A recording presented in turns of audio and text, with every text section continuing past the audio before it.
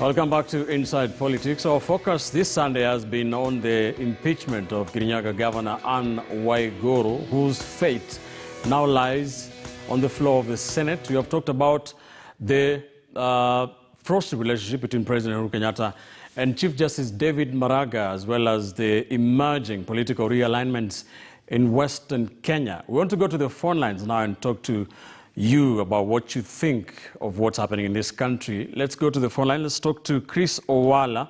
Let's begin with Chris Owala, calling us from the County of Kisumu. Chris, good afternoon. Good afternoon to you, Ben. Thanks for calling us. Hope you're keeping safe. Yeah, we are keeping safe and keen on the inside politics. Great. Talk to us. Thanks a lot, Ben. I want to contribute to the issue of Kirinyaga impeachment of Governor Waiguru. Yes. I think it's a good thing that needs to be supported. And it is going to help counties and how governors are utilizing our resources. Because if you look at how the governors have got impunity around, I think what County of Kirinyaga has done needs to be supported. And it's also coming at the right time because we have alignment which people thought that they could be insulated from. Mm-hmm. And looking at the history of devolution, yes, we work around the counties and realize that the people take money and they bribe the MCS. And if you look at the Kirinyaga people, assembly could still stand tall and stop money, didn't sway them in how they are going, how they voted the impeachment of the governor. Okay, it's something that I think we need to support. But coming to the issues of the judiciary, before you go to the judiciary, do you think Waiguru should make her case before a special committee or before the whole house? Then precedent has been created before, which I think needs to be followed. Waiguru needs to present her case to the plenary. Committees are easy to sway. Okay. So I think for justice to prevail, let her also follow the same route that was followed by the former governor for Kiambu. Yes. Then that will say that at least we are creating a precedent. Okay. In 30 seconds only, talk to us about the judiciary issue. Thanks a lot, Ben. The judiciary is a working thing, and I think as Kenyans, all of us, we are aware that we have a lot of backlog in the judiciary, and the president needs to follow the law. This idea that always the president thinks that he is above the law is not good for the country. The Judicial Service Commissioner are provided within the Act to give the name president for appointment. All right. If there are issues, impeachment can be initiated by individual or by the same government. But when you hold the people back, and become a fight between the judiciary and the presidency, then the people who suffer are the common person down there. Okay, well said. Let's leave it there. Thank you so much. Chris Owala calling us from Kisumu. We also have Ayub Buere from the County of Lamu. Ayub, good afternoon. Good afternoon, Ben. How are you? Fine, thank you. First, on the 3 points. Yes. That is number one, on the Waiguru impeachment. Go ahead. This lady should be taken out of the Kenyan leadership because at the first time, she should not have been even a governor in Kirinyaga. When she left the cabinet... Well, she was voted by the people of Kirinyaga. But you see, she left the cabinet saying that she was going out on medical issues and she wanted some lighter duties. Yes. Being a governor is not a lighter duty. You have to traverse the entire county of the people. And you see, that cannot be reduced into a lighter duty or whatever. Yes. And if the Kirinyaga MCAs have tried to sanitize the leadership of mediocrity, impunity, and corruption, and even the High Court, through Judge Weldon Korir, he upheld that decision. So a compromise committee in Senate should not be used to take Waiguru back to her seat. Okay. Waiguru should be allowed to face the entire plenary. All right. Then number two, on this issue. The president has always been warning the Chief Justice in this country, and he warned him after ruling out and giving them chance for the repeat election in 2017. Mm-hmm. Maraga is a Chief Justice in this country. He should have time with the president. It should not be like they are fighting, and a president cannot even make time for a Chief Justice. Who is to blame in this fighting between the two of them? You see, they are the president, and it would all go back to 2017, nullified the election. And Uhuru has had this in his heart and mind to frustrate the Kenyan Judiciary Service. Okay. Talk to us about the final point. The Western Kenya politics. Yes. You see, in all this, it began by Atwoli calling a group in his house in Kajiado. And everything is to ensure that they lock out Ruto from Western Kenya. Because if at all the Mount Kenya people will run away from Ruto, then the only other place he has to go is to Western Kenya through Mudavadi and Wetangula. So Atwoli is working for Raila, and Oparanya and Wamadwa are a spanner boys. And that is what they are doing now, because Oparanya cannot be working for anything in 2022. All right. In the presence of Raila, in the presence of Kalonzo and Joe from the coast, and even if Uhuru would be there, what would be Oparanya working for? As a second-time governor, he's only looking for a cabinet position. And somebody like Wamalwa is happy even getting back to his water and irrigation CS position, because they are not ready to run for a presidential seat. Okay. Thank you for that analysis, Ayub Were, calling us from the county of Lamu. Very articulate, very well articulated. Joshua Mutinda calling us from the County of Kirinyaga. Joshua, good afternoon. Good afternoon, Ben. This week, all eyes will be on your county. Talk to us. Yes, this is my county you're talking about, Ben. Yes. Now, Kirinyaga County is a very fine county, allow me to say. And before I make my comment, let me make a disclaimer that I'm not a supporter of Anne Waiguru, and I did not vote for Anne Waiguru. But let me say the following. In 2013, I think we were warned that choices have consequences. And in 2017, Kirinyaga residents were faced with two options, very clear options, to choose between Mother Karua and Anne Waiguru. And like the biblical story, we went for Barnabas. So I think Kirinyaga County should be allowed to lie on the bed that they made for themselves. I remember Anne Waiguru had been accused of masterminding a heist at the NYS to a tune of 769 million.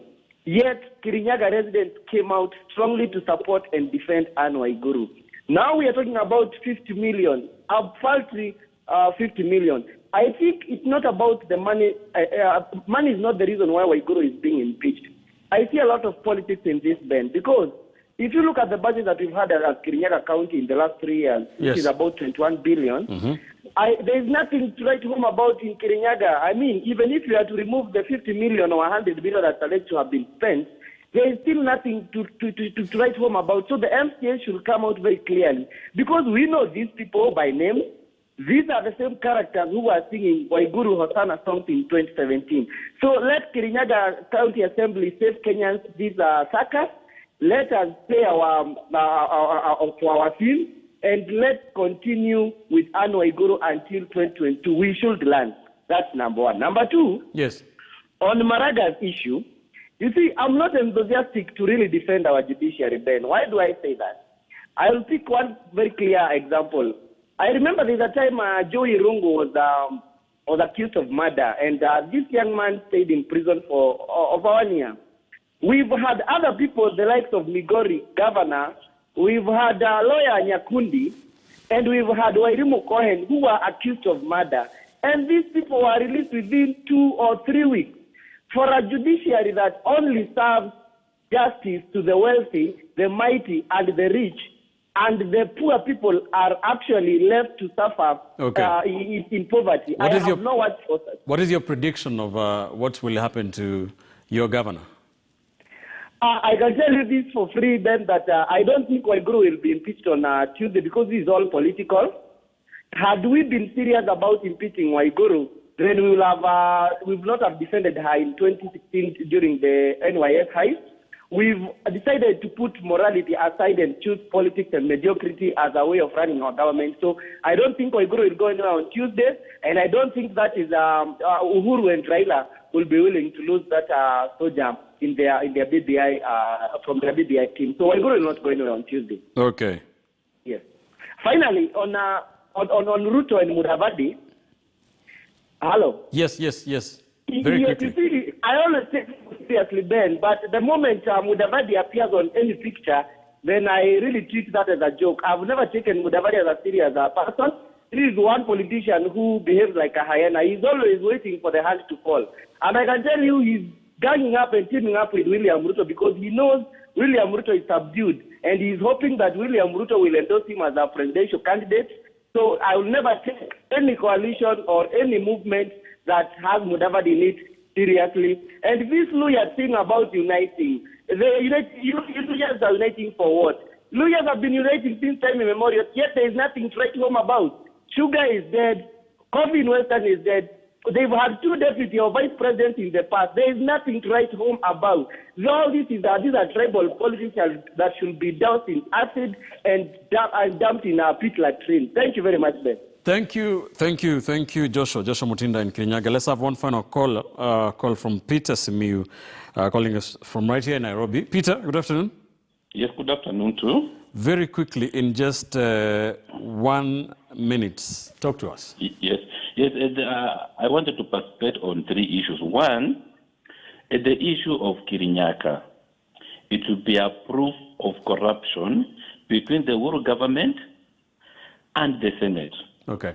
Because the government of Uhuru has been purporting to fight corruption in Kenya.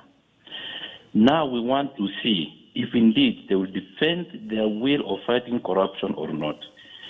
If you read today's Nation newspaper, it seems now the cleaning of Capitol Hill between Honorable Raila Odinga, people have started going there to be cleaned in terms of corruption. Okay. If indeed we want to fight corruption, let the Senate do its work without interference. All right. To the issue of Maraka and Uhuru, despite the fact that judiciary is independent, but the issue of budget allocation is a political process. If the president doesn't have a goodwill to support the judiciary, he will just frustrate them in terms of the budget allocation. Common Manaidi currently are suffering because the judiciary cannot move, cannot do anything, cannot implement its duties. All right. So such a corruption, surely it has to end. The fight or the revisit of the president, surely he has to know that Kenyans are suffering. All right. In terms of justice.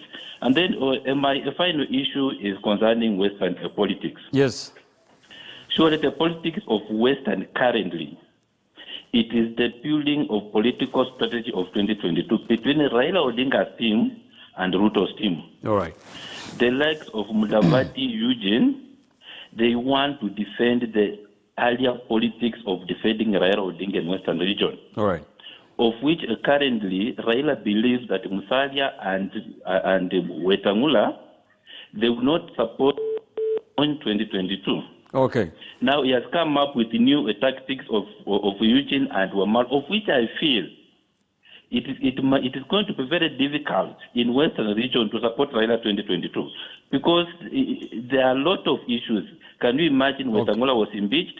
Okay, let's leave. Himself is being frustrated. Thank you for those pointers. Let's leave it there. Thank you for your very well-articulated pointers. Peter Simiyu calling us from here in Nairobi. That's why we leave it on the phone lines. Let me go to my panelists now for the final thoughts. Let me begin with you, Kipchumba, in 45 seconds only. Give us your final thoughts. Ben, as we begin a new week, my prayer is to the President of the Republic of Kenya and the Senate of this country.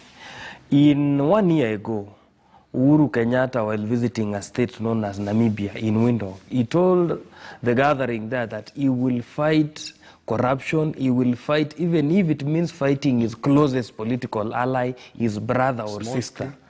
I think time has come for Uhuru Kenyatta to be judged for the words he said in Windhoek, and we are watching as the Senate Majority Whip Irungu Kang'ata peddles the name of the president in the wake of trying to save Waiguru from the impeachment process. Okay. And my prayer is that may the Senate of this country take the issue of Anne Waiguru to the plenary, so that if Waiguru is innocent, she is innocent, and the whole nation knows that whatever she was charged with in the county assembly were just blatant lies. And if she is guilty, the public knows. It will help her case if she's innocent in the plenary, because from there henceforth we will know that whatever we have been saying about Anne Waiguru is not the truth. And finally, Ben, may we be fair to our brothers Luos in Nyanza as they bury the remains of their loved ones.